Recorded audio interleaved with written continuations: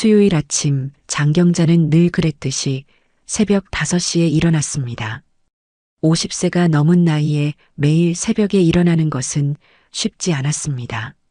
그녀의 몸은 이미 일어나기도 전에 피로를 느꼈고 허리는 둔하게 아팠습니다.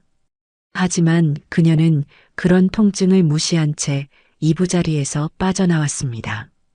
어머니, 일어나셨어요? 경자는 작은 목소리로 시어머니 방문을 두드렸습니다. 문 너머로 장경자의 시어머니인 김옥희 할머니의 부스스한 목소리가 들려왔습니다. 응, 일어났어. 경자야, 오늘도 일 나가니? 네, 오늘은 새로운 집을 가기로 했어요. 어머니 약은 식탁에 놓아뒀으니까 식사하시고 꼭 드세요. 경자는 거울 앞에 서서 머리를 빗었습니다.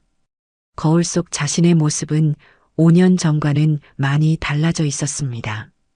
남편 박창배가 세상을 떠난 후 그녀의 머리카락에는 하얀 새치가 급격히 늘어났고 눈가에는 주름이 깊게 팼습니다. 53세. 한때는 동네에서 제일 예쁜 며느리라고 불리던 그녀의 얼굴에는 이제 세월의 무게가 고스란히 담겨 있었습니다. 거울 보지 말 걸 그랬나? 경자는 쓴웃음을 지었습니다. 부엌으로 향하는 그녀의 발걸음은 무거웠습니다. 작은 아파트였지만 매달 감당해야 하는 대출금과 공과금은 그녀에게 큰 부담이었습니다. 남편이 갑작스럽게 사고로 세상을 떠난 후 보험금으로 조금의 도움은 받았지만 그것만으로는 시어머니와 대학생 딸 소연을 부양하기에 턱없이 부족했습니다. 커피를 내리며 경자는 오늘의 일정을 머릿속으로 정리했습니다. 아침 9시 강남의 신 부장집, 점심 먹고 2시에 송파의 이 사장집, 그리고 오후 5시에 분당의 새 고객집. 하루에 새 집을 청소하는 것은 녹록지 않았습니다. 집집마다 꼼꼼하게 청소하고 나면 온몸이 쑤시고 손은 세제 냄새로 가득했습니다. 경자야, 너무 무리하지 마. 어제도 허리 아프다며. 시어머니가 부엌으로 들어오며 말했습니다. 경자는 미소를 지었습니다. 괜찮아요, 어머니. 이 정도는 견딜 수 있어요. 시어머니는 경자의 어깨를 가볍게 쓰다듬었습니다. 내가 고생이 많아. 아들이 살아있었으면. 그 말에 경자의 가슴이 찡해졌습니다. 5년이 지났지만 남편의 부재는 여전히 그녀의 삶에 큰 구멍으로 남아 있었습니다. 특히 이렇게 어머니가 아들을 그리워할 때면 더욱 마음이 아팠습니다. 경자는 빠르게 아침을 먹고 준비를 마쳤습니다. 현관에서 신발을 신으며 그녀는 문득 거울에 비친 자신의 모습을 보았습니다. 단정하게 묶은 머리, 소박한 화장, 그리고 깔끔한 청소부 유니폼. 이것이 남편 없이 살아가는 53세 장경자의 현실이었습니다. 강남과 송파에서 힘겨운 청소를 마치고 그녀는 오늘의 마지막 일터인 분당에 도착했습니다. 고급 아파트 단지 앞에 서서 그녀는 소개소에서 받은 메모를 다시 확인했습니다. 32층 3201호 이상우님, 로비에서 경비원에게 방문 이유를 말하고 출입증을 받아 엘리베이터를 탔습니다. 32층으로 올라가는 동안 경자는 거울에 비친 자신의 모습을 정돈했습니다. 엘리베이터 문이 열리고 경자는 복도를 따라 걸었습니다. 3201호 앞에 서서 그녀는 잠시 숨을 고르고 초인종을 눌렀습니다. 첫 인상이 중요해. 웃자 경자야. 그녀는 항상 스스로에게 다짐했습니다.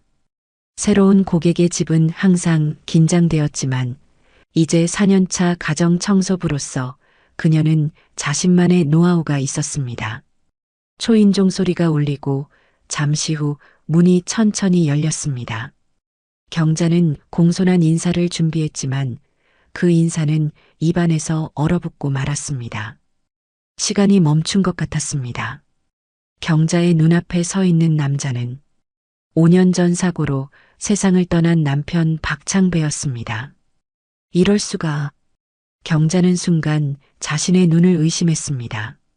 그 남자는 남편과 다르게 수염을 길게 기르고 안경을 쓰고 있었지만 그 눈빛과 얼굴선은 분명 남편이었습니다. 여보, 경자의 입에서 떨리는 목소리가 흘러나왔습니다. 남자의 얼굴에서 모든 혈색이 빠져나갔습니다. 그의 눈이 놀라움으로 커졌고 입이 벌어졌다가 다시 닫혔습니다. 두 사람 사이에 흐르는 긴장감은 거의 만질 수 있을 정도였습니다. 경자와 남자는 몇 초 동안 서로를 바라보았습니다. 그 짧은 순간에 수많은 감정이 경자의 마음을 관통했습니다. 혼란, 충격, 기쁨, 그리고 분노가 뒤섞였습니다. 그녀의 머릿속은 백지장처럼 하얘졌다가 곧 수많은 질문들로 가득 찼습니다. 어떻게 살아있는 거지? 왜 우리에게 돌아오지 않았어? 5년 동안 어디서 뭘 했던 거야? 경자의 다리에서 힘이 빠졌습니다. 그녀는 문턱에 주저앉고 말았습니다. 숨을 쉬는 것조차 어려웠습니다. 심장이 너무 빠르게 뛰어 가슴이 아팠고 눈앞이 흐려지기 시작했습니다. 그녀가 의식을 잃을 것 같은 순간 남자가 빠르게 그녀에게 다가왔습니다. 경자야. 남자의 목소리는 낮고 떨렸습니다. 그것은 분명 남편 창배의 목소리였습니다. 경자의 눈에서 눈물이 흘러내렸습니다. 그녀는 남자의 얼굴을 자세히 보았습니다. 창배 씨? 경자는 이제 확신했습니다. 그것은 남편이었습니다. 5년이라는 시간의 강을 건너 그들은 서로를 마주하고 있었습니다. 순간 남편은 복도에서 들려오는 발소리에 긴장했습니다. 그의 눈빛이 날카로워졌고 몸은 경계태세로 돌변했습니다. 그는 재빠르게 주변을 살폈습니다. 여기 있으면 안 돼. 창배는 다급하게 말했습니다. 그는 경자의 팔을 붙잡고 집 안으로 신속하게 이끌었습니다. 문이 닫히는 순간 그는 다시 한번 문 밖을 확인하듯 들여다보았습니다. 현관문에 보안 잠금 장치를 모두 걸고 나서야 창배는 잠시 안도의 한숨을 내쉬었습니다. 경자는 여전히 충격 상태에서 벗어나지 못한 채 거실 한가운데 서 있었습니다. 그녀의 눈에서는 멈추지 않는 눈물이 흘러내렸고 온몸은 떨리고 있었습니다. 창배는 경자에게 다가가려다 멈췄습니다. 그는 아내의 눈에서 뿜어져 나오는 복잡한 감정을 읽을 수 있었습니다. 그것은 단순한 재회의 기쁨이 아니라 5년간의 배신감과 혼란, 그리고 분노가 섞인 감정이었습니다. 어떻게? 경자는 떨리는 목소리로 겨우 말을 이었습니다. 어머니도 아셔? 소연이는? 나만 모르고 있는 거야? 경자의 목소리에는 5년간의 그리움과 함께 깊은 배신감이 묻어 있었습니다.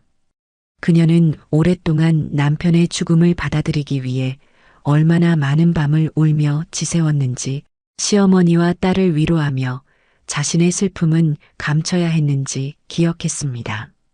아무도 몰라. 창배가 대답했습니다. 그의 목소리는 무겁고 죄책감으로 가득했습니다. 내가 여기 올 줄은 몰랐어. 이렇게 만날 줄은. 경자는 갑자기 분노가 치밀어 올랐습니다. 그녀는 창배에게 다가가 그의 가슴을 세게 밀쳤습니다.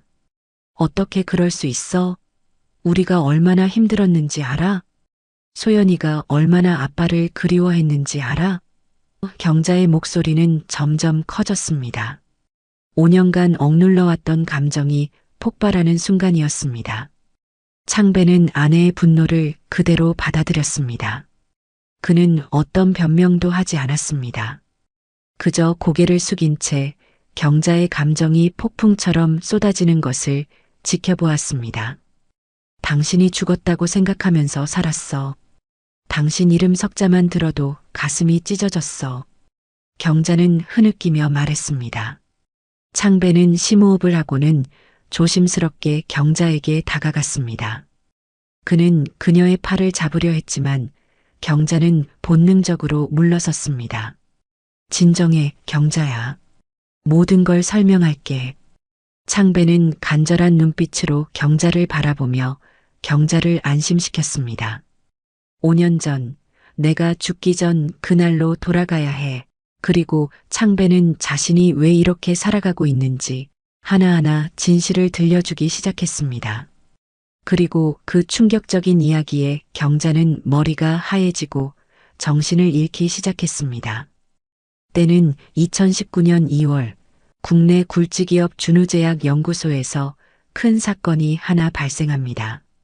밤 11시가 넘은 시간, 준우제약의 연구원이었던 박창배는 컴퓨터 화면에 푸른 빛을 받으며 연구실에 홀로 앉아 있었습니다.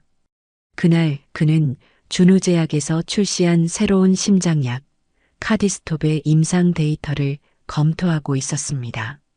이 약은 준우제약의 새로운 효자 상품으로 출시 직후부터 큰 인기를 끌며 회사 주가를 크게 끌어올렸습니다. 이상하네. 창배는 중얼거리며 하나의 자료를 몇 번이고 다시 봤습니다.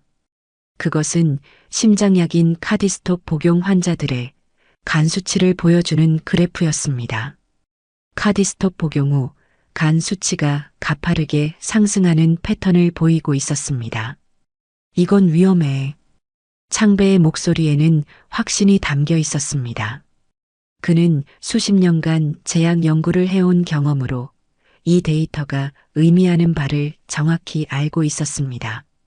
카디스톱이 심각한 간 손상을 일으키고 있다는 증거였습니다.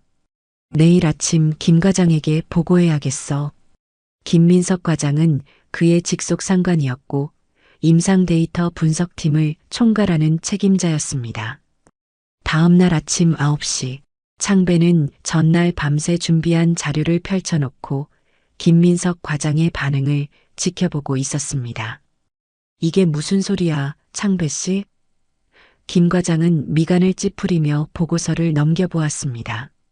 과장님, 제가 어젯밤 데이터를 철저히 검증했습니다. 카디스톱이 예상보다 훨씬 심각한 간 손상을 일으키고 있어요. 이대로 판매를 계속한다면 창배의 목소리는 진지했습니다. 잠깐만, 김 과장이 손을 들어 창배의 말을 끊었습니다. 이건 통계적으로 유의미하지 않아. 창배는 놀랐습니다. 그는 밤새 데이터를 분석했고 결과는 명백했습니다. 하지만 과장님, 수치가 너무 명확합니다. 김 과장은 한숨을 내쉬었습니다. 창배 씨, 당신 우리 회사가 이 약에 얼마나 투자했는지 알아? 수백억 원의 비용이 들어갔어. 출시된 지 얼마 안 됐는데 이런 소리를 하면 어쩌자는 거야?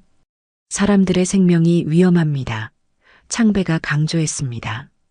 김 과장의 표정이 굳어졌습니다. 박창배 연구원, 당신의 열정은 이해하지만 이런 결정은 당신이나 내가 단독으로 내릴 수 있는 게 아니야. 지금은 그냥 넘어가자. 하지만 과장님, 창배가 항변하려 했습니다. 더 이상의 논의는 없어. 김 과장의 어조는 단호했습니다. 회의가 끝나고 창배는 자신의 자리로 돌아왔습니다. 그의 마음은 혼란스러웠습니다. 과장의 반응은 예상했던 것보다 훨씬 냉담했습니다.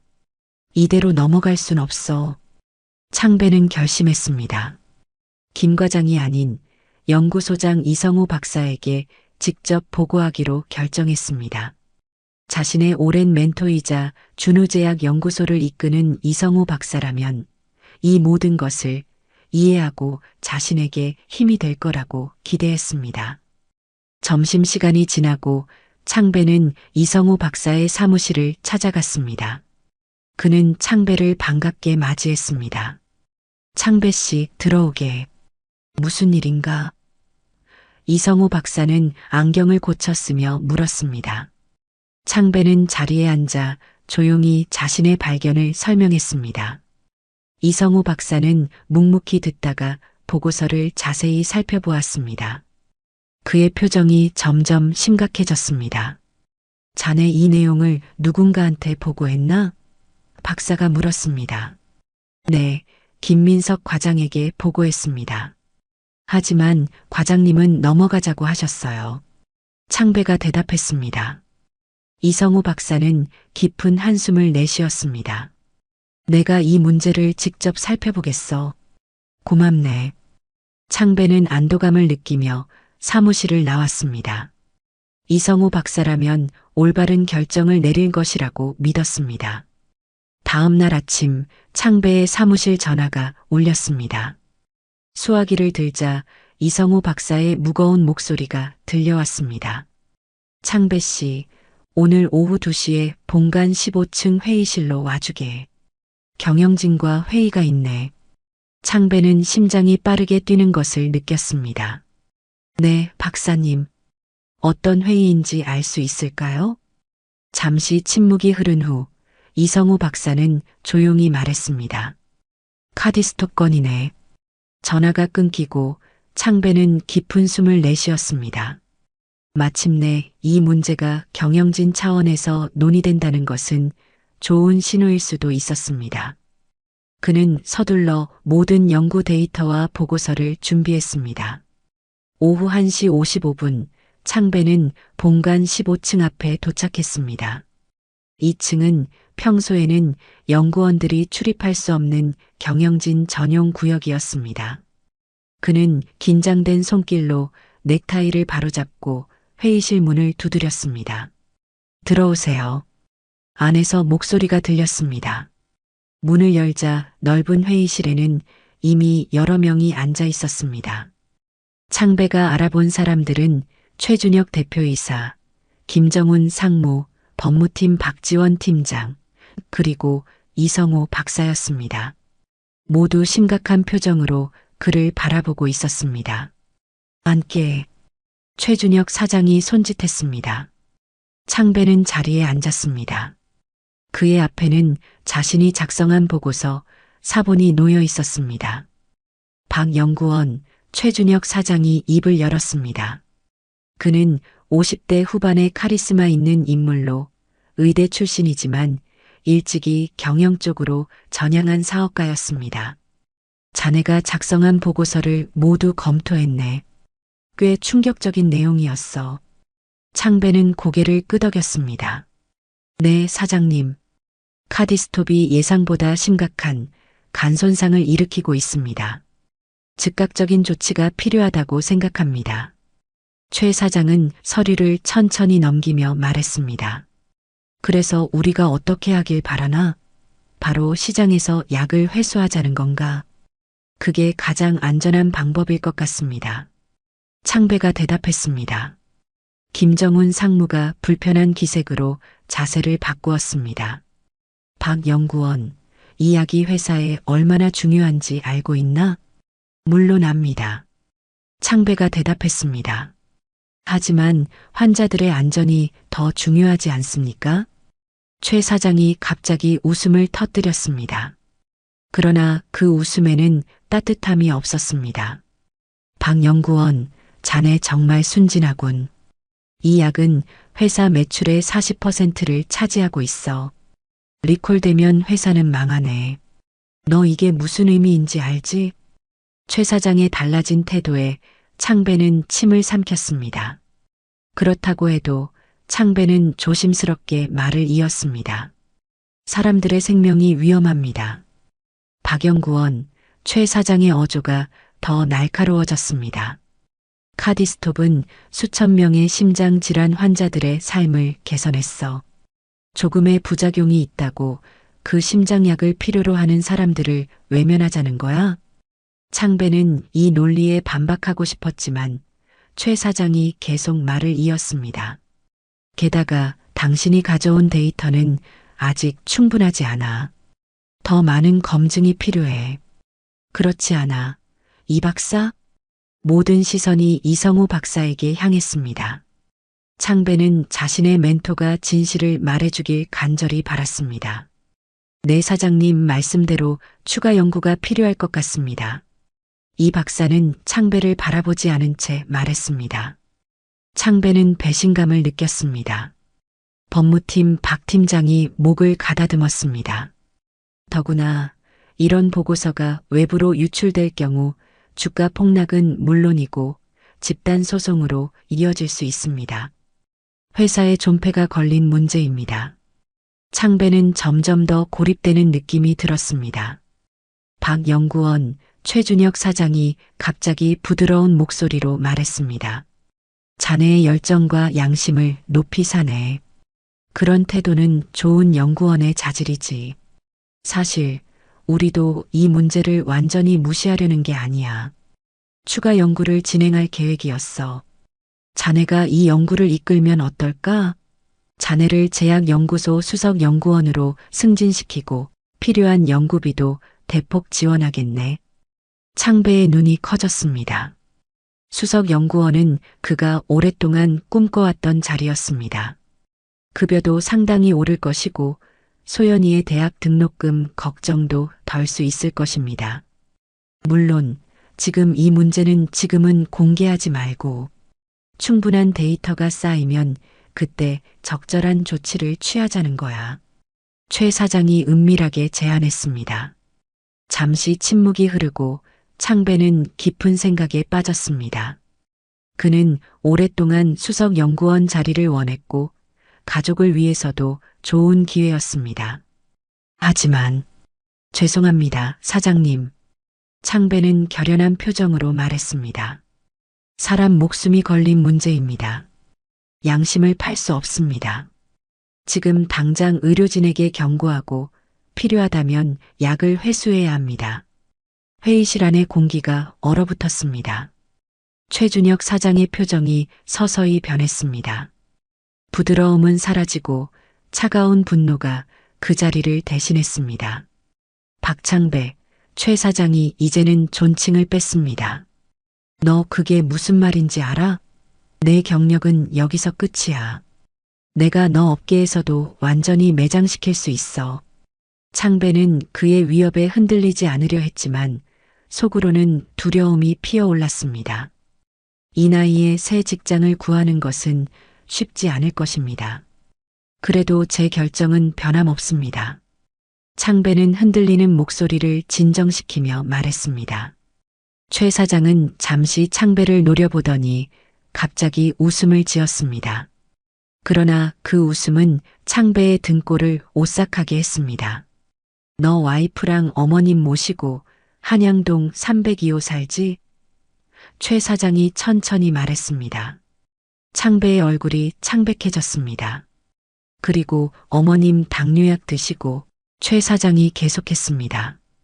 그리고 내 딸 소연이 효충고 2학년이지? 열심히 공부하는 모습이 참 보기 좋더라. 창배의 손이 떨리기 시작했습니다.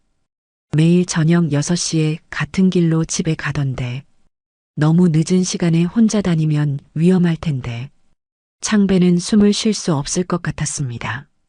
가슴속에서 공포와 분노가 뒤섞였습니다.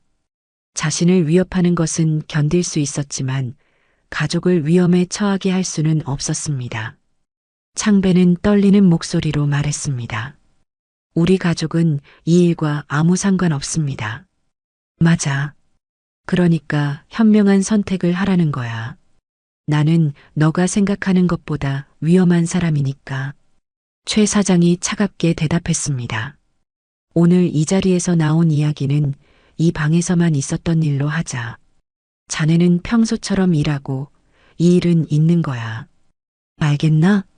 창배는 말을 잇지 못했습니다. 그는 이성호 박사를 바라보았지만 박사는 고개를 숙인 채 그를 도울 의지가 없어 보였습니다. 자, 이제 돌아가서 일하게 해. 최 사장이 명령했습니다. 아, 그리고 내일부터는 카디스토 프로젝트에서 빠지게 해. 회의는 그렇게 끝났습니다. 창배는 무거운 다리를 끌고 회의실을 나왔습니다.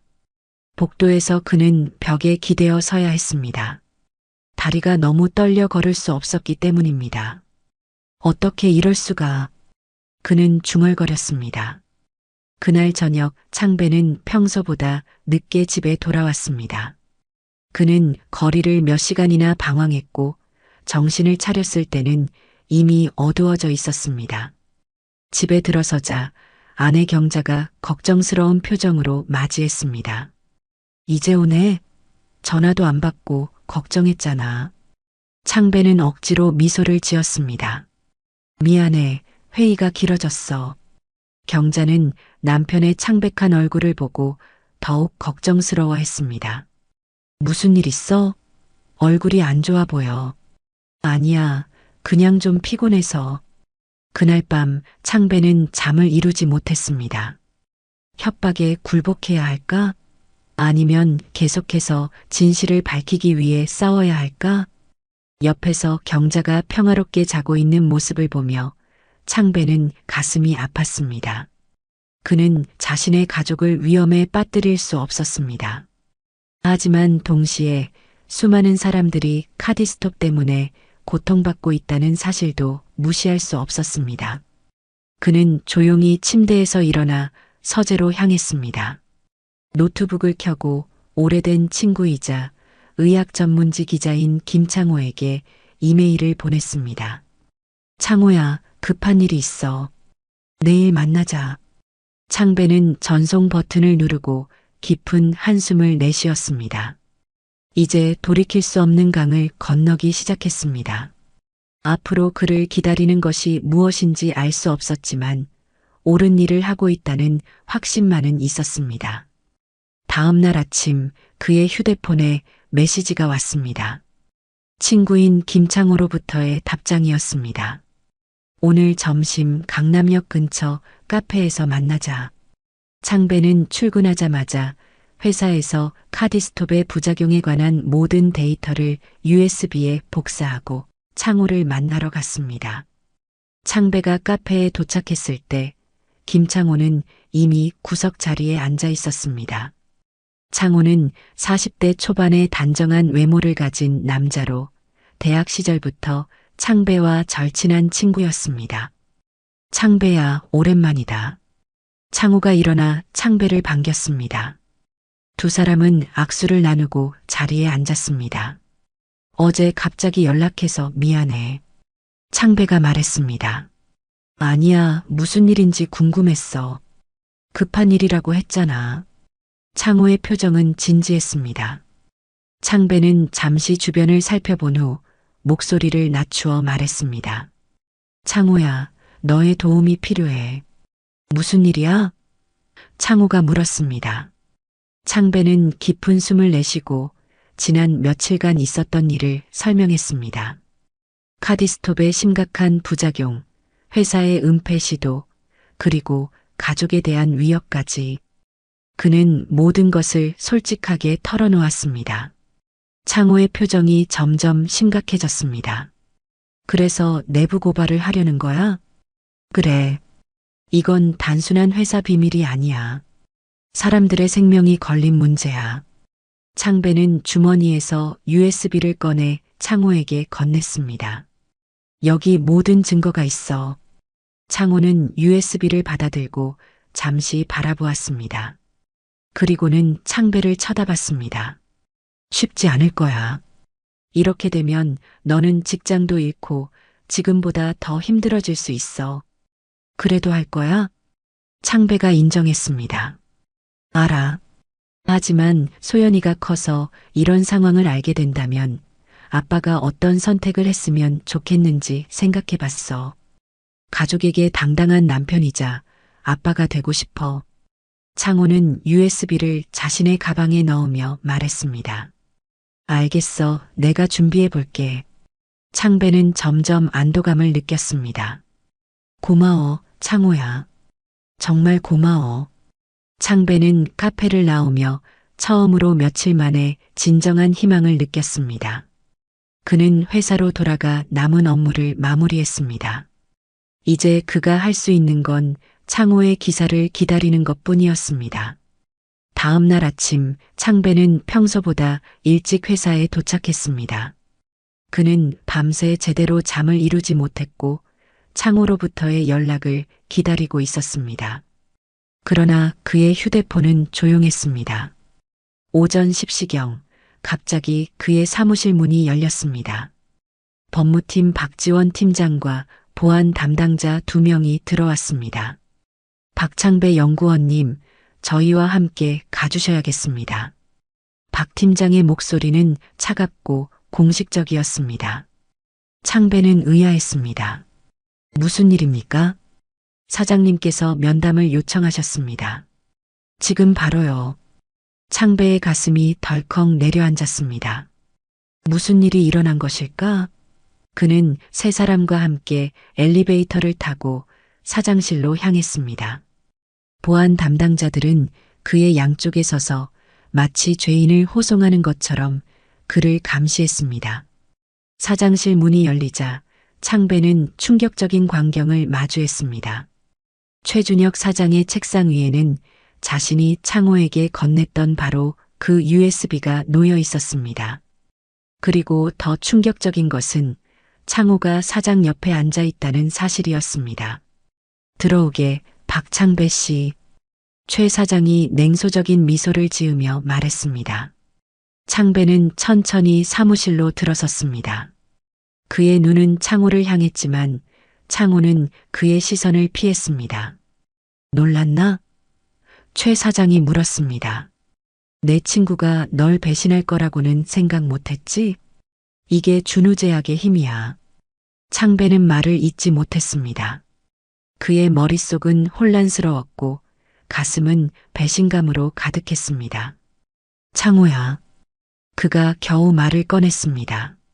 창호는 마침내 창배를 바라보았지만 그의 눈에는 미안함보다는 냉담함이 더 많이 담겨 있었습니다. 미안해, 창배야. 난 이미 2년 전부터 준우제약하고 연결되어 있었어.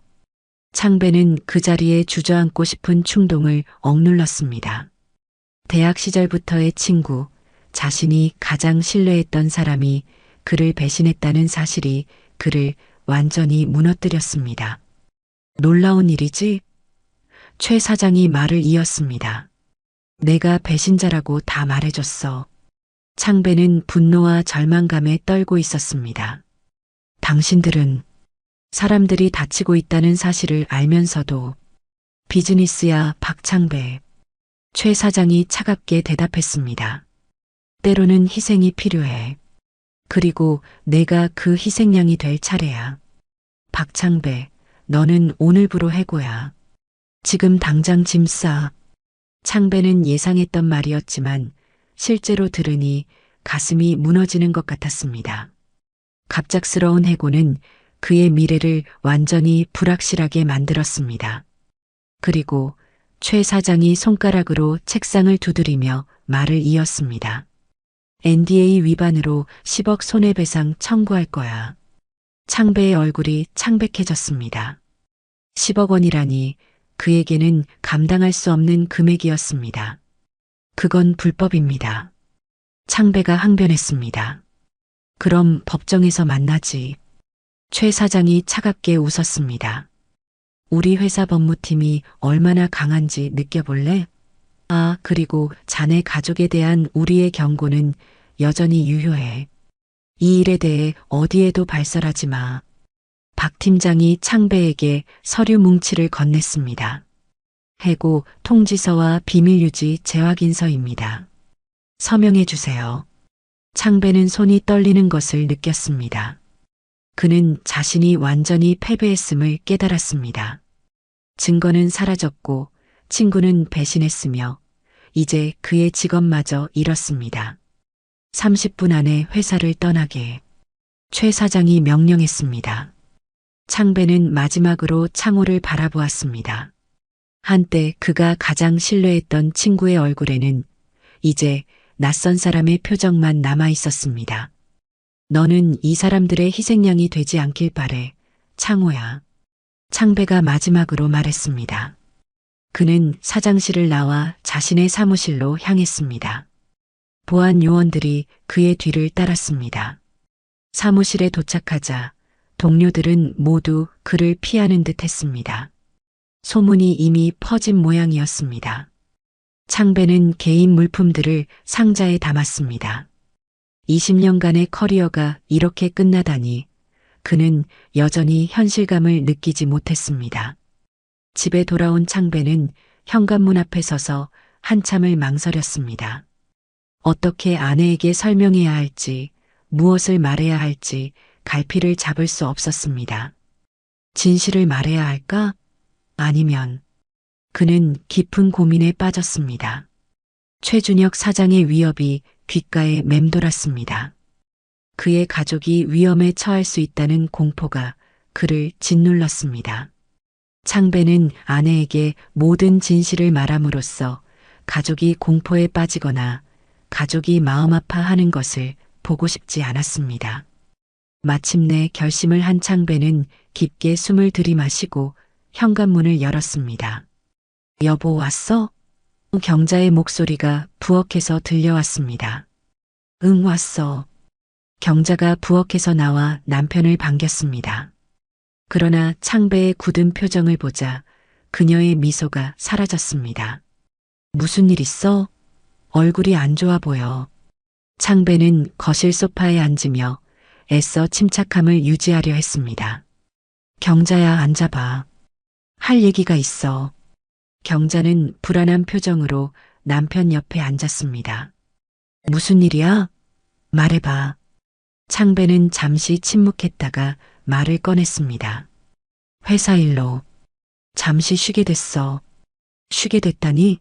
무슨 뜻이야? 경자의 눈이 커졌습니다. 창배는 아내의 눈을 똑바로 바라볼 수 없었습니다. 그는 시선을 떨구며 말했습니다. 연구 프로젝트가 갑자기 중단됐어. 그래서 당분간 일을 쉬어야 할 것 같아. 경자는 순간 남편의 말뜻을 이해하지 못했습니다. 해고됐다는 거야? 아니. 그런 건 아니고. 창배는 거짓말을 이어갔습니다. 그냥 회사 구조조정 같은 거야. 잠시 쉬는 기간 동안 급여는 일부 나와. 걱정하지 마. 경자는 여전히 의심스러운 눈빛이었지만 더 묻지 않았습니다. 20년이 넘는 결혼 생활 동안 그녀는 남편이 무언가를 숨기고 있을 때를 알아볼 수 있었습니다. 하지만 그가 준비가 될 때까지 기다려주기로 했습니다. 알겠어. 무슨 일이든 우리 함께 이겨낼 수 있어. 그녀는 창배의 손을 꼭 잡았습니다. 저녁 준비할게. 창배는 아내가 부엌으로 돌아간 후 깊은 한숨을 내쉬었습니다. 그녀에게 거짓말을 한 것이 괴로웠지만 그것이 그녀와 가족을 보호하는 유일한 방법이라고 스스로를 위로했습니다. 다음 며칠간 창배는 겉으로는 휴식을 취하는 척했지만 실제로는 다른 방법을 찾아 분주히 움직였습니다. 어떻게든 준우제약의 악행을 세상에 밝혀내고 자신도 제자리를 찾아야 했습니다. 창배는 아내가 장을 보러 나간 사이 여러 언론사에 연락을 취했습니다. 그러나 대부분의 반응은 냉담했습니다. 죄송하지만 구체적인 증거 없이는 이런 중대한 의혹을 보도할 수 없습니다. 한 기자가 말했습니다. 저희도 준우제약 같은 기업을 상대로 하는 기사는 신중할 수밖에 없어요. 확실한 자료를 가져오시면 다시 검토해 보겠습니다. 다른 언론사의 답변이었습니다. 창배는 좌절감을 느꼈습니다. 그의 손에 증거는 아무것도 남아있지 않았습니다. 하지만 그에겐 곧 더 큰 시련이 다가올 예정이었습니다. 그가 여러 언론사의 준우제약에 대한 악행을 고발하려고 하는 그 통화 내용이 이미 준우제약 최 사장 귀에 들어가게 된 것입니다. 최준혁 사장은 그의 집에서 강태희 비서와 대화를 나누고 있었습니다. 그래, 박창배가 언론사에 전화를 하고 있다고? 최 사장이 위스키 잔을 들며 말했습니다. 네, 아직 포기하지 않은 듯합니다. 강 비서가 대답했습니다. 최 사장의 표정이 어두워졌습니다. 할 수 없군. 창배를 죽이라고 지시해. 조용히 사고로 위장해서. 강 비서의 표정이 굳었지만 그는 고개를 끄덕였습니다. 알겠습니다. 확실하게 해. 그가 살아있는 한 우리 회사는 계속 위험할 거야. 강 비서는 아무런 감정 없이 대답했습니다. 알겠습니다. 바로 준비하겠습니다. 그리고 어느 날 박창배 휴대폰에 전화가 울렸습니다. 그는 조심스럽게 수화기를 들었습니다. 여보세요? 박창배 씨? 낯선 남성의 목소리가 들려왔습니다. 저는 중앙일보 김민준 기자입니다. 카디스톱에 관한 제보를 받고 연락드렸습니다. 창배는 긴장했습니다. 드디어 누군가 자신의 이야기를 들어준다고 생각했습니다. 혹시 시간 되시면 만나서 이야기 나눌 수 있을까요? 언제 만날 수 있을까요? 창배가 물었습니다. 오늘 저녁 7시 양재숲 근처 은행나무 카페는 어떨까요?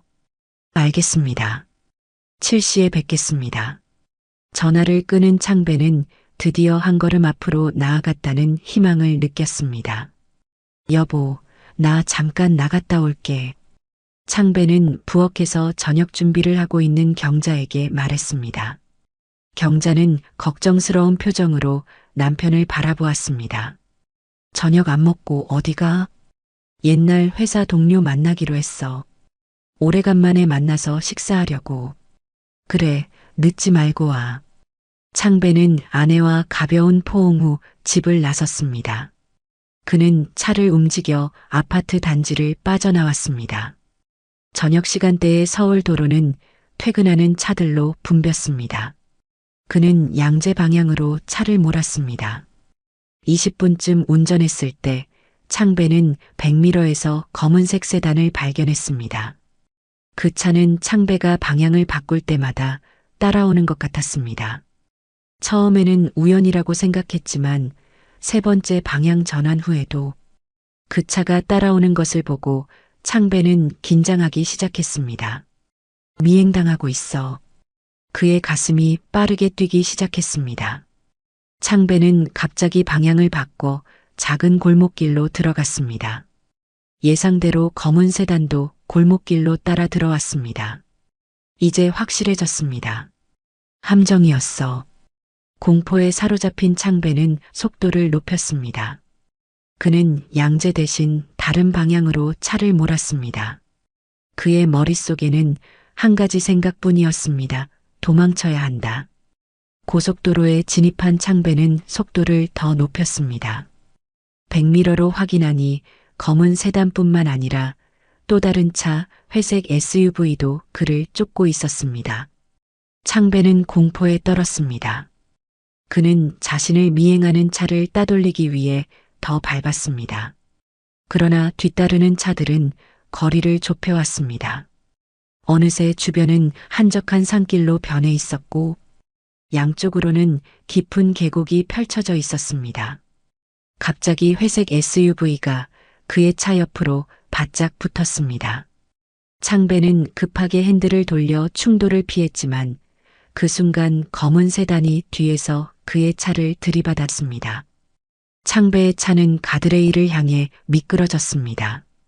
그는 필사적으로 핸들을 돌렸지만 검은 세단이 다시 한번 뒤에서 강하게 들이받았고 이번에는 차가 통제를 완전히 벗어났습니다. 안 돼. 창배의 비명이 차 안을 울렸습니다. 그의 차는 가드레일을 부수고 계곡을 향해 추락하기 시작했습니다. 시간이 갑자기 느려진 것 같았습니다. 창배는 자신의 인생이 눈앞에 스쳐 지나가는 것을 느꼈습니다. 경자와의 첫 만남, 소연이의 탄생, 행복했던 가족의 순간들. 아직 죽을 수 없어. 그 순간 공중에 떠 있는 차 안에서 창배는 본능적으로 안전벨트를 풀었습니다. 차가 첫 번째 바위에 충돌하는 순간 충격으로 차 문이 열리자 온몸으로 밖으로 뛰어내렸습니다. 날카로운 통증이 전신을 관통했지만 그는 의식을 잃지 않으려고 필사적으로 버텼습니다. 한편 그의 차는 계속해서 계곡 아래로 추락했고 바닥에 도달하자마자 커다란 폭발과 함께 화염에 휩싸였습니다. 검은 연기가 밤하늘로 치솟았습니다. 산 위에서는 두 대의 차가 멈춰 섰습니다. 사람들이 내려 계곡을 내려다보고 있었습니다. 그들은 불타는 차를 확인한 후 만족한 듯 서로에게 뭔가를 말했습니다. 잠시 후 두 차는 현장을 떠났습니다. 다음 날 아침 경찰은 경자에게 연락했습니다. 창배의 차가 산길에서 추락해 화재가 발생했다는 소식이었습니다. 차량이 심하게 훼손되어 현장에서 유해를 발견하지 못했습니다. 경찰관이 조심스럽게 말했습니다. 하지만 충돌과 화재의 심각성으로 볼 때 생존 가능성은. 경자는 더 이상 듣지 못했습니다. 그녀의 세계가 무너져 내렸습니다. 그녀는 주저앉아 오열했고 소연이가 달려와 그녀를 부축했습니다. 일주일 후 창배의 장례식이 열렸습니다. 일주일 동안 시신을 찾았지만 시신을 발견하지 못했기 때문에 장례식은 시신 없이 진행됐습니다. 준우제약에서는 공식적으로 조의를 표했고 심지어 최준혁 사장도 잠시 모습을 보였습니다. 정말 안타까운 사고입니다. 박 박사는 훌륭한 연구원이었습니다. 최 사장은 위선적인 슬픔을 연기하며 경자에게 말했습니다. 경자는 무표정하게 고개를 끄덕였습니다. 그녀는 최근 며칠간 모든 감정이 소진된 것 같았습니다. 시어머니는 아들의 죽음을 받아들이지 못하고 계속해서 울고 있었습니다. 내가 먼저 가야 하는데, 내가 먼저 가야 하는데. 그녀는 계속 중얼거렸습니다. 소연이는 강한 척하려고 노력했지만 그녀의 눈은 붉게 충혈되어 있었고 얼굴은 창백했습니다. 17세 소녀에게 아버지의 갑작스러운 죽음은 감당하기 어려운 충격이었습니다. 창배의 사진이 꽃으로 둘러싸인 제단 위에 놓여 있었습니다. 사진 속 그는 환하게 웃고 있었고 그 미소는 장례식장의 무거운 공기 속에서 더욱 아이러니하게 느껴졌습니다. 장례식이 끝나고 사람들이 하나둘 떠나갔습니다. 마지막으로 경자, 소연, 그리고 오키 할머니만이 남았습니다. 이제 어떻게 살아가야 할까요, 어머니? 경자가 시어머니의 손을 잡고 물었습니다. 시어머니는 대답 대신 눈물만 흘렸습니다. 소연이는 조용히 어머니와 할머니를 안았습니다. 엄마, 할머니, 우리가 서로를 의지하며 살아갈 거예요. 아빠도 그걸 원하실 거예요. 소연이 용기를 내어 말했습니다. 경자는 딸을 바라보았습니다. 그렇게 어린 나이에 이미 너무 성숙해진 그녀의 모습에 가슴이 아팠습니다. 그래, 내 말이 맞아. 아빠도 그랬을 거야. 경자는 힘없는 목소리로 대답했습니다. 그들은 마지막으로 창배의 사진에 절을 올리고 장례식장을 떠났습니다. 그러나 그들이 알지 못했던 것은 창배가 여전히 살아있다는 사실이었습니다. 산속 어딘가에서 그는 생존을 위해 싸우고 있었습니다. 그의 왼쪽 다리는 분명 부러져 있었고 몸 곳곳에서 피가 흘렀습니다. 추운 밤 공기 속에서 그는 점점 의식을 잃어가고 있었습니다. 여보, 이리 와봐요. 사람이 쓰러져 있어요. 그때 희미한 여성의 목소리가 창배의 귓가에 들려왔습니다. 그는 눈을 뜨려 했지만 눈꺼풀이 너무 무거웠습니다. 아이고, 큰일 났네. 많이 다쳤어요. 남성의 목소리와 함께 창배는 누군가가 자신을 조심스럽게 들어올리는 것을 느꼈습니다. 극심한 통증에 그는 신음했지만 그 와중에 그는 힘을 짜내서 마지막 말을 남기고 기절했습니다. 제발 경찰에 신고하지 마세요. 시간이 얼마나 흘렀는지 모르겠지만 창배가 다시 의식을 찾았을 때 그는 낯선 방에 누워 있었습니다. 작고 소박한 방이었지만 따뜻했고 그의 몸은 두꺼운 이불로 덮여 있었습니다. 왼쪽 다리는 나무 판자로 고정되어 있었고 팔과 머리에는 붕대가 감겨 있었습니다. 그때 방문이 열리고 70대쯤 되어 보이는 노부인이 들어왔습니다. 그녀는 창배가 깨어난 것을 보고 놀란 표정을 지었습니다. 아이고, 드디어 깨어나셨네요. 영감, 빨리 와보세요. 곧 노인도 들어왔습니다. 그는 창배를 걱정스럽게 바라보았습니다. 젊은이, 정신이 들어요? 물 좀 마실래요? 창배는 간신히 고개를 끄덕였고 노부인이 그의 입에 물을 조심스럽게 가져다 주었습니다. 시원한 물이 목을 타고 내려가자 그제야 조금 정신이 들었습니다. 여기가 어디죠? 창배가 물었습니다. 우리 집이에요. 산속 작은 집이지요. 산책을 하는데 당신이 계곡 근처 숲을 사이에 쓰러져 있었지요. 많이 다치셨더군요. 창배는 기억을 더듬었습니다. 얼마나 오래 있었죠? 사흘이요. 노인이 대답했습니다. 열이 심하게 나서 거의 돌아가실 뻔했어요. 아내가 민간요법으로 열을 내렸지요. 병원에 데려가려 했는데 당신이 계속 안 돼 하며 손사래를 치셨어요. 창배는 잠시 침묵했습니다. 그리고는 조심스럽게 입을 열었습니다. 누군가가 저를 죽이려 했습니다. 노부부는 서로 놀란 표정을 교환했지만 곧 노인이 고개를 끄덕였습니다. 그렇군요. 당신 차가 계곡에서 폭발했다는 뉴스가 나왔어요. 실종자로 수색 중이라고 했지요. 창배는 충격을 받았습니다. 지금쯤 모두가 자신이 죽었다고 생각하고 있을 것입니다. 경자와 소연, 어머니, 그들은 얼마나 슬퍼하고 있을까요? 창배는 깊은 생각에 잠겼습니다. 가족에게 자신이 살아있다는 사실을 알리면 어떻게 될까요? 준우제약은 다시 그를 노릴 것이고 이번에는 가족들도 위험에 처할 수 있습니다. 지금은 돌아갈 수 없을 것 같습니다. 창배가 천천히 말했습니다. 제가 살아있다는 사실이 알려지면 제 가족들도 위험해질 거예요. 노부부는 서로를 바라보았고 노인이 고개를 끄덕였습니다. 당분간 여기 계셔도 돼요. 노부인이 말했습니다. 다리가 다 나을 때까지는 어차피 움직일 수 없을 테니까요. 창배는 깊은 감사를 표했습니다. 정말 감사합니다. 어떻게 은혜를 갚아야 할지. 그런 말씀 마세요. 노인이 손을 저었습니다. 우리는 자식이 없어요. 당신이 이렇게 와준 것이 오히려 우리에게 기쁨이에요. 그렇게 창배는 노부부의 보살핌 아래 천천히 회복되기 시작했습니다. 그러면서 창배는 준우제약에 복수하고 자신의 삶을 찾을 수 있는 방법을 고민하고 또 고민했습니다. 창배가 어느 날 저녁 세 사람이 식사를 마친 후 말했습니다. 저는 지금처럼 죽은 상태로 지내면서 증거를 모아야겠습니다. 위험한 결정이네요. 노인이 걱정스럽게 말했습니다.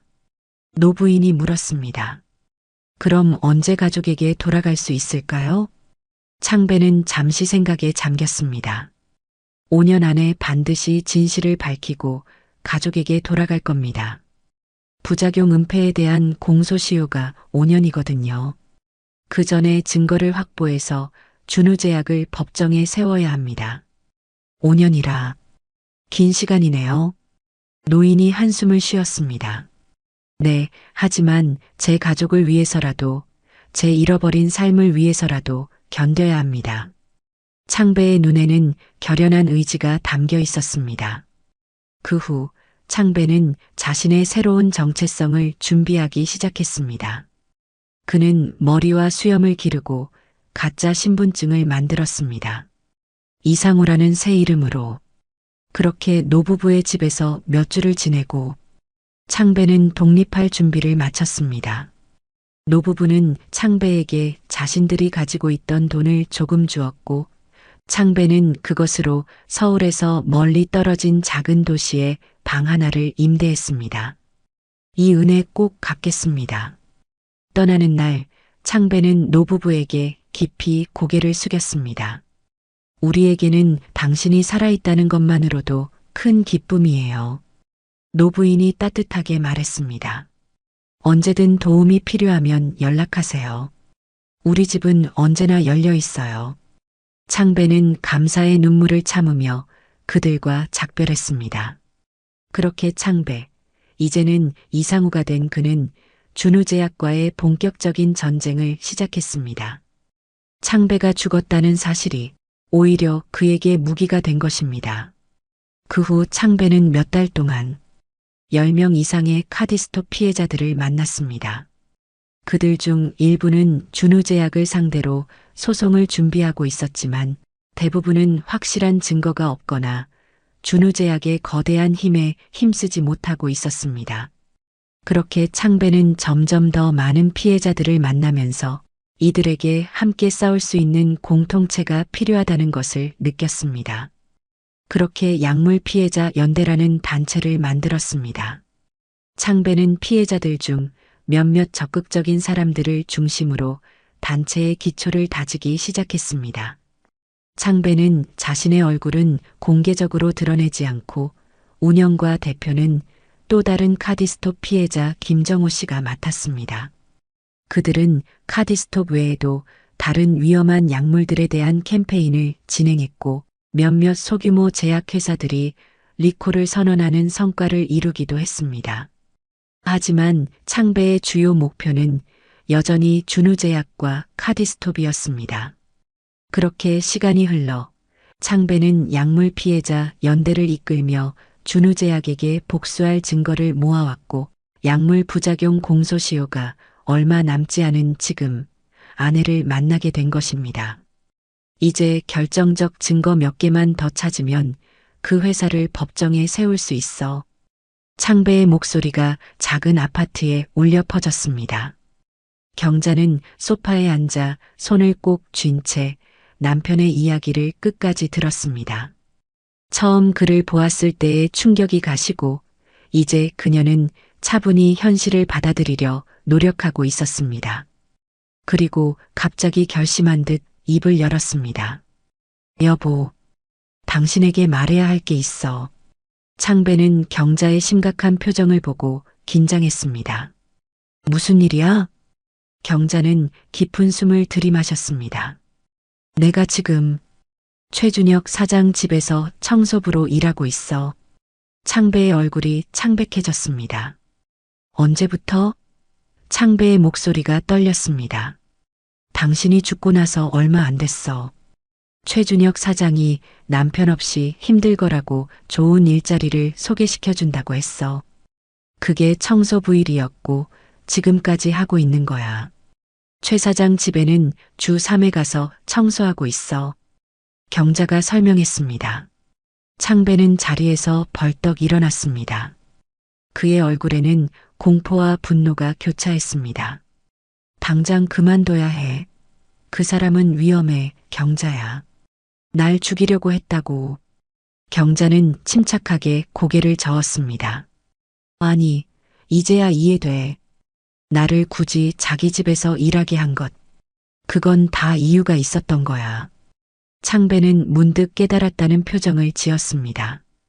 최준혁이 당신을 의도적으로 고용한 거야. 감시하려고.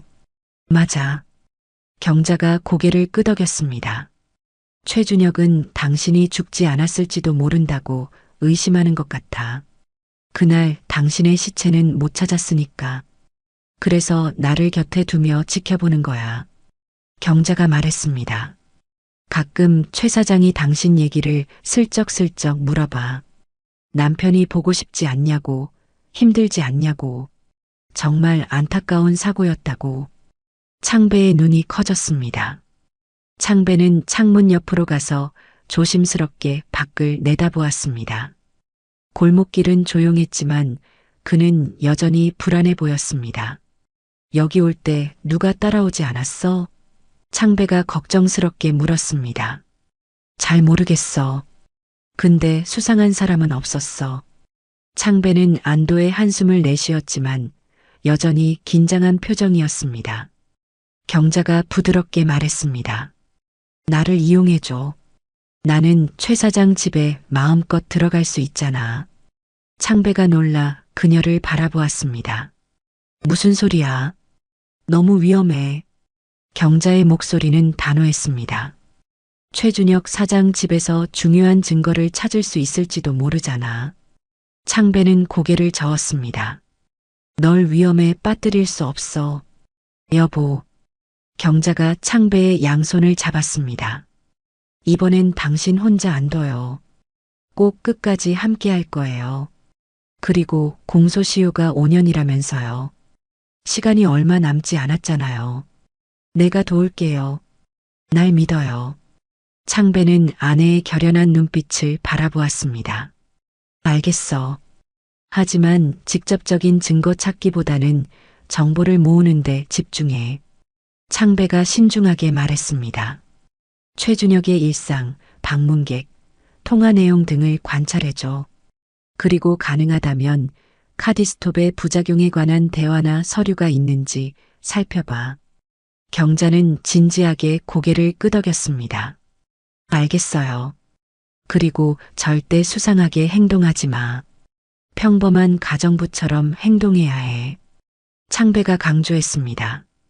이해해요. 경자가 말했습니다. 조심할게요. 창배는 아내의 안전을 위한 모든 준비를 철저히 했습니다. 그리고 오늘 이후로 여기 오지 말고 일주일에 한 번 안전한 장소에서 짧게 만나자. 창배가 제안했습니다. 경자는 고개를 끄덕였습니다.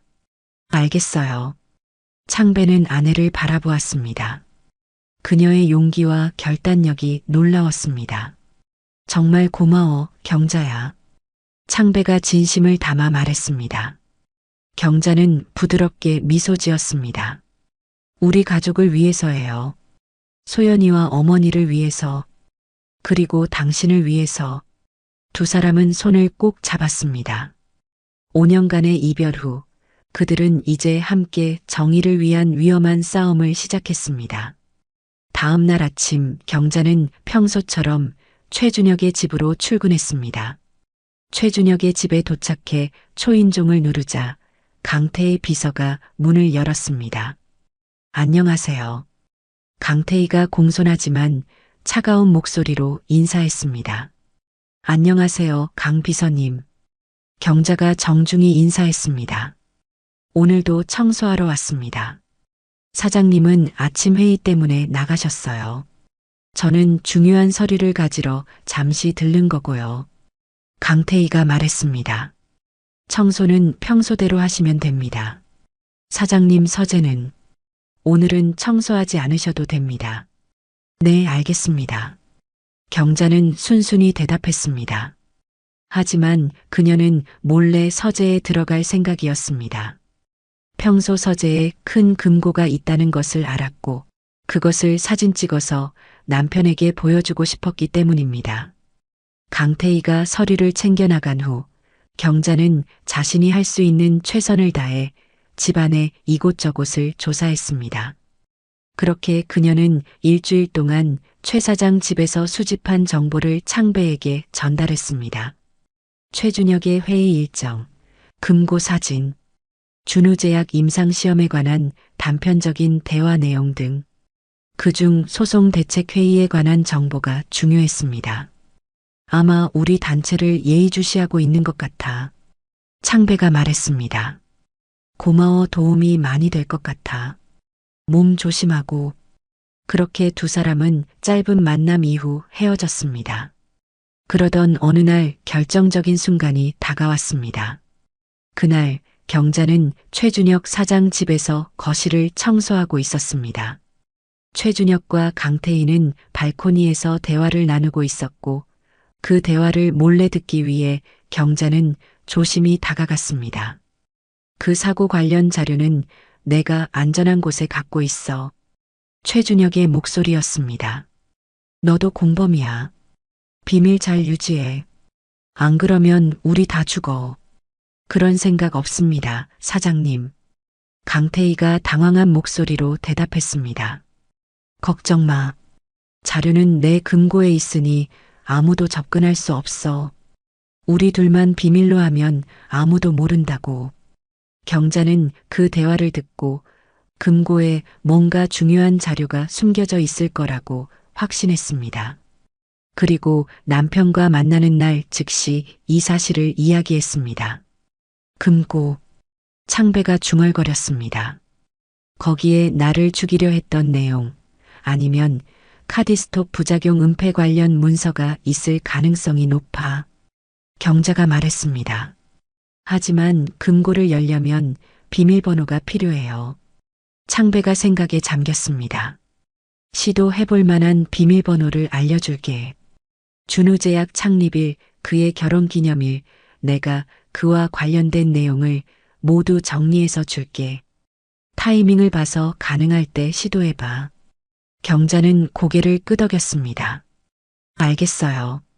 창배는 잠시 생각에 잠겨 있다가 말했습니다. 하지만 너무 무리하지는 마. 들키면 위험해. 알고 있어요. 조심할게요. 경자가 대답했습니다. 한편 최준혁은 준우제약 사장실에서 굳은 표정으로 컴퓨터 화면을 바라보고 있었습니다. 약물 피해자 연대의 홈페이지가 열려 있었고 최근 그들이 발표한 성명서가 화면에 떠 있었습니다. 준우제약의 심장약 카디스톱은 심각한 간 손상을 일으키며 이 사실을 회사 측이 알고도 은폐했다는 증거를 수집했습니다. 곧 이 사실이 전 세계에 알려질 것입니다. 최준혁은 화면을 노려보며 주먹을 꽉 쥐었습니다. 최근 몇 주 동안 이 단체의 활동이 점점 더 구체적으로 준우제약을 겨냥하고 있었습니다. 강태희가 녹후 후 사무실로 들어왔습니다. 사장님, 조사 결과를 가져왔습니다. 어서 말해봐. 최준혁이 초조한 목소리로 말했습니다. 약물 피해자 연대의 활동을 분석해봤습니다. 공식적으로는 김정호라는 사람이 대표로 등록되어 있지만 실제 운영은 정체불명의 고문이 맡고 있는 것으로 보입니다. 최준혁은 턱을 괴며 생각에 잠겼습니다. 그러다니 갑자기 책상에서 일어나 창가로 걸어갔습니다. 5년 전 그 사고, 박창배의 시신은 결국 발견되지 않았지? 강태희의 표정이 굳어졌습니다. 네, 그렇습니다. 차량만 발견되었고 화재로 인해 내부가 거의 소실되었습니다. 법의학적으로는 사망으로 추정될 뿐이죠. 추정? 최준혁은 그 단어를 곱씹었습니다. 그럼 살아있을 가능성도 있다는 거지. 하지만 사장님, 그건 거의 불가능합니다. 그런 추락사고에서 살아남기는. 아니 근데 지금 이 걸리적거리는 약물 피해자 연대, 그리고 박창배가 살아있다면 이거 너무 얘기가 그럴듯하게 흘러가지 않아? 박창배가 그 약물 피해자 연대를 운영하고 있는 것 아니야? 최준혁이 차갑게 말했습니다. 그는 잠시 생각하더니 다시 말을 이었습니다. 박창배의 아내 감시 강화해. 장경자. 다음에 장경자가 우리 집에 올 때는 내가 계속 그녀 곁에 있어. 알겠습니다, 사장님. 강태희가 고개를 숙였습니다. 그러던 어느 날이었습니다. 경자는 자신이 의심받고 있는지도 모른 채 최준혁의 집을 방문했습니다. 그날은 청소날이긴 했지만 경자는 마음속으로 금고 비밀번호를 알아내기 위한 시도를 해야겠다고 생각했습니다. 하지만 그 생각이 큰 화를 불러올지 그때는 몰랐습니다. 그녀는 평소처럼 집 앞에서 초인종을 눌렀습니다. 강비서가 문을 열었습니다. 강비서는 차가운 눈빛으로 경자를 훑어보았습니다. 들어오세요. 경자는 공손하게 인사하고 집 안으로 들어갔습니다. 최준혁은 집 안에 없었고 아파트에는 그녀와 강태희만 남아 있었습니다. 평소처럼 청소해 주세요. 저는 계속 여기 있을 겁니다. 강태희가 경자를 노려보며 말했습니다. 네, 알겠습니다. 경자는 침착하게 대답했습니다. 그녀는 청소 도구를 꺼내고 평소처럼 거실부터 청소를 시작했습니다. 손은 일상적인 동작을 반복했지만 그녀의 머릿속은 온통 금고와 남편이 준 비밀번호 목록으로 가득 차 있었습니다. 서재로 들어간 경자는 평소처럼 먼지를 털고 바닥을 청소하기 시작했습니다. 그녀의 눈은 자연스럽게 왼쪽 벽에 있는 금고를 향했습니다. 그때 강태희의 휴대폰이 울렸습니다. 네, 여보세요? 강태희가 전화를 받았습니다. 지금이었습니다. 그가 통화에 신경 쓰는 사이 경자는 금고 비밀번호를 하나씩 누르기 시작했습니다. 최 사장의 결혼기념일. 금고가 반응하지 않았습니다. 최 사장 딸의 생일과 어머니 기일. 금고가 반응하지 않았습니다. 그리고 준유제약 창립기념일과 최 사장의 생일을 조합한 번호 525만 321. 드디어 금고에서 작은 삐소리가 나고 잠금 장치가 풀렸습니다. 시간이 없었습니다. 그녀는 재빨리 금고 문을 열었습니다. 금고 안에는 여러 폴더와 서류들이 정돈되어 있었습니다. 그녀는 뭔지 모르기 때문에 일단 핸드폰으로 다 찍었습니다. 언제 강 비서가 방으로 들어올지 모르기 때문에 빠르게 처리해야 했습니다. 숨은 막혀오고 가슴은 뛰고 식은땀이 흘렀지만 그녀는 최선을 다해 모든 자료를 사진 찍었습니다. 순간 서재 문이 열렸습니다. 강 비서였습니다. 하지만 경자는 이미 촬영을 마친 상황이었습니다. 강 비서는 경자를 한참 지켜보더니 다른 곳으로 이동했고 그녀는 그 사이 창배에게 짧은 메시지를 보냈습니다. 금고 열었어요. 곧 갈게요. 그렇게 청소를 마치니 일시간이 지났습니다. 청소 끝났어요. 이만 가보겠습니다. 경자가 강 비서에게 말했습니다. 그리고 현관문 쪽으로 걸어가는 순간 강태희가 갑자기 그녀의 앞을 막아섰습니다. 잠시만요. 휴대폰 좀 봐도 되겠습니까? 경자는 심장이 멎는 듯한 충격을 느꼈지만 겉으로는 놀란 표정만 지었습니다. 네, 제 휴대폰이요? 왜 그러시는데요? 사장님 지시입니다. 강태희가 차갑게 말했습니다. 경자가 항의했습니다. 그건 제 사생활인데요. 강태희의 눈이 좁아졌습니다. 휴대폰 좀 보여주세요. 경자는 공포에 사로잡혔습니다. 그녀의 휴대폰에는 방금 찍은 모든 증거 사진이 있었습니다. 지금 휴대폰을 보여준다면 모든 것이 끝장날 것입니다. 정말 죄송하지만 그건 안 될 것 같아요. 제 개인 휴대폰에는 사적인 내용이 많아서 경자가 단호하게 말했습니다. 두 사람 사이에 팽팽한 긴장감이 흘렀습니다. 그때 강 비서가 경자에게 다가오기 시작했습니다. 무력을 써서라도 핸드폰을 뺏을 것처럼 보였습니다. 경자의 가슴은 이미 터질 듯이 뛰고 있었습니다. 그 순간 초인종이 울렸습니다. 저기요, 배달이요. 문 밖에서 누군가 외쳤습니다. 초인종이 계속해서 울렸고 강 비서는 짜증스러운 표정으로 문 쪽으로 향했습니다. 그가 현관문을 열기 위해 눈을 돌린 그 짧은 순간 경자는 재빨리 휴대폰을 꺼내 모든 사진을 창배에게 전송했습니다. 그리고 나서 모든 사진을 삭제했습니다. 강 비서가 현관을 열고 확인하자 아무도 없었습니다. 강 비서는 의아한 표정으로 고개를 저은 채 다시 경자에게 돌아왔습니다. 휴대폰 보여주세요. 경자는 마지못해 핸드폰을 꺼냈습니다. 정말 필요하다면 보여드릴게요.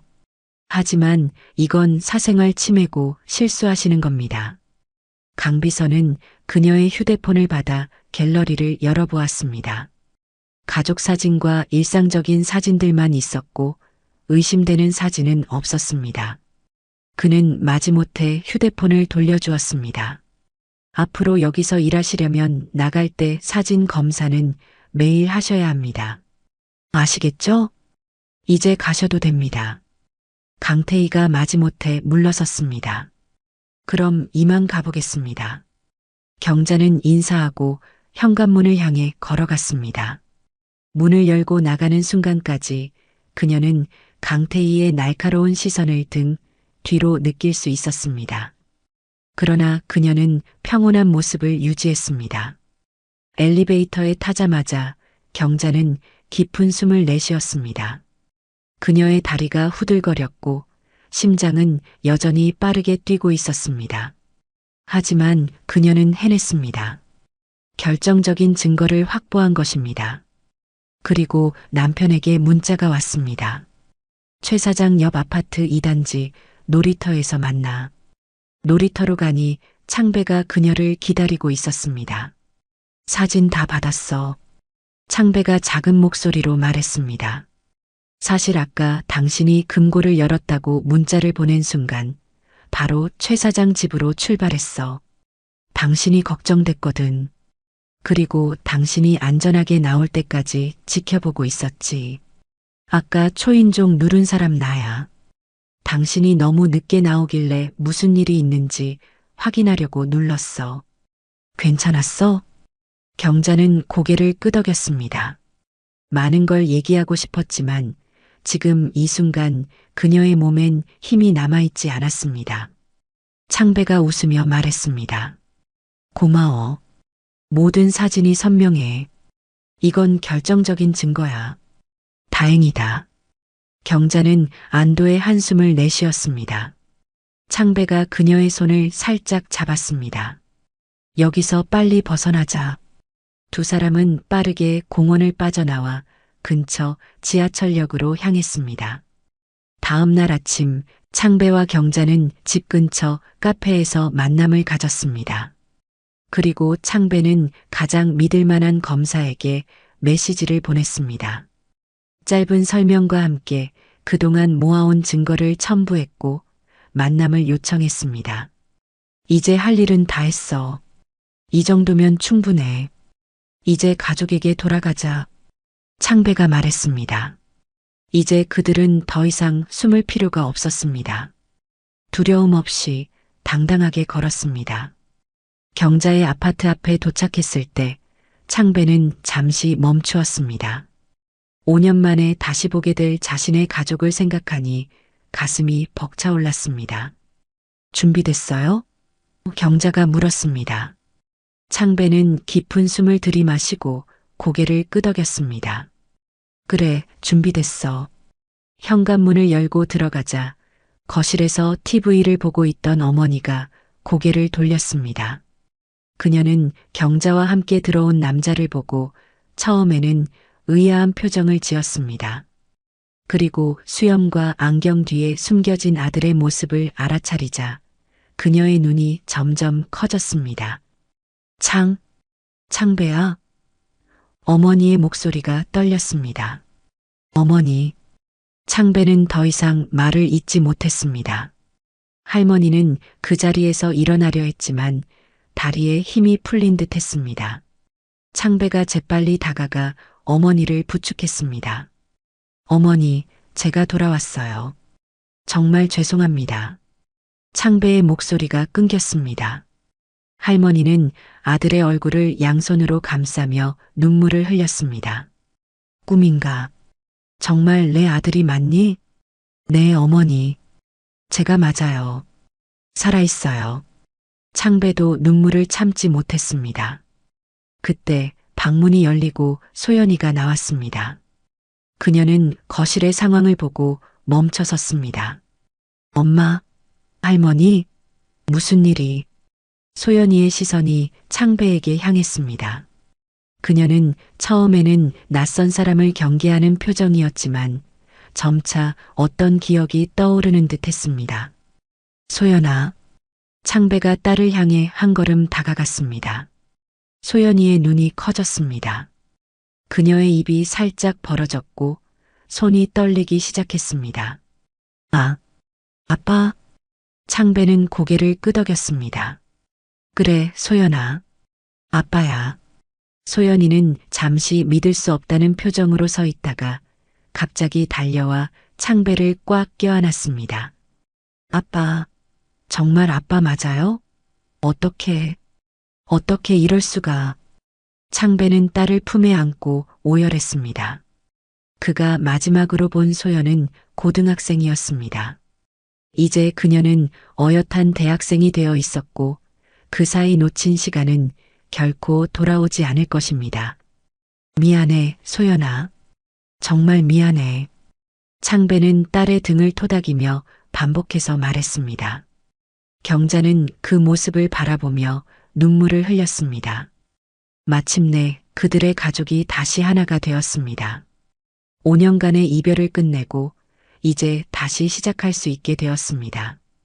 그날 밤 창배는 가족들에게 모든 진실을 털어놓았습니다.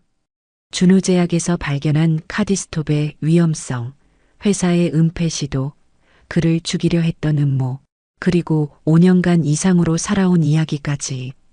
가족들은 충격과 분노, 그리고 안도감을 느끼며 그의 이야기를 들었습니다. 이제 끝날 거예요. 창배가 말했습니다. 우리는 모든 증거를 확보했고 검찰에 전달했어요. 최준혁과 준우제약은 법의 심판을 받게 될 거예요. 그의 말이 끝나자마자 창배의 휴대폰이 울렸습니다. 검사로부터의 연락이었습니다. 보내주신 자료를 검토했습니다. 내일 아침 9시 제 사무실로 와주시겠습니까? 정식으로 진술을 받고 수사를 시작하겠습니다. 창배는 안도의 한숨을 내쉬었습니다. 네, 가겠습니다. 감사합니다. 전화를 끄는 창배는 가족들을 바라보았습니다. 내일부터 공식 수사가 시작될 거예요. 경자가 그의 손을 꼭 잡았습니다. 이제 정말 끝나가는 거예요? 창배는 아내의 손을 마주 잡으며 고개를 끄덕였습니다. 그래, 이제 모든 것이 끝나간다. 우리 가족이 다시 함께할 수 있어. 두 사람은 따뜻한 포옹을 나누었고 소연과 할머니도 함께 그들을 껴안았습니다. 그들의 눈에는 이제 두려움이 아닌 희망의 빛이 비치고 있었습니다. 그로부터 3개월 후 신문과 뉴스는 준우제약 스캔들을 보도하기 시작했습니다. 경자가 촬영한 문서와 창배가 5년간 모은 증거들이 결합되어 검찰에 전달되었고 그것은 큰 스캔들로 발전했습니다. 준우제약 최준혁 대표 구속, 준우제약 주가 70% 폭락, 투자자들 집단소송 준비 카디스톱 전 세계 리콜 조치. 뉴스 화면에는 수갑을 찬 최준혁이 검찰청으로 들어가는 모습이 비춰졌습니다. 한때 거만했던 그의 표정은 이제 공포와 좌절로 가득 차 있었습니다. 창배는 법적으로 자신의 신분을 회복했고 사망 판정은 취소되었습니다. 저녁 창배와 경자는 한강이 내려다 보이는 카페에 앉아 있었습니다. 긴 여정이었어. 창배가 창밖을 바라보며 말했습니다. 그래요. 경자가 대답했습니다. 하지만 우리는 해냈어. 함께. 창배는 경자의 손을 잡았습니다. 경자는 미소 지었습니다. 우리 가족이 다시 하나가 됐어요. 창배는 고개를 끄덕였습니다. 소연이가 정말 자랑스러워. 의대에 지원한다니.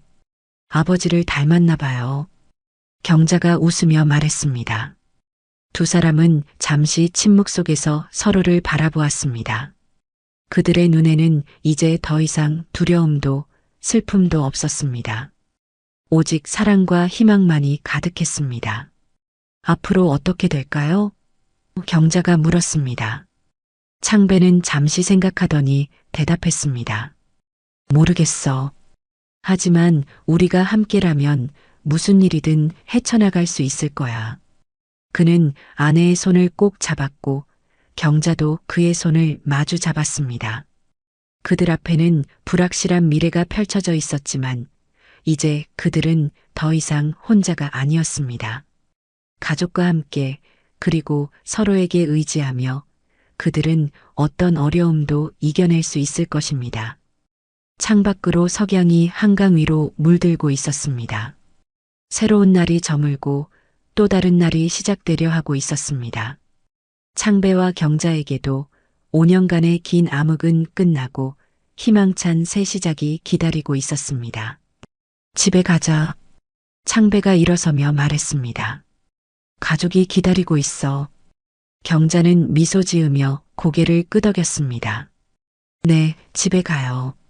우리 가족이 있는 곳으로. 두 사람은 손을 맞잡고 카페를 나섰습니다.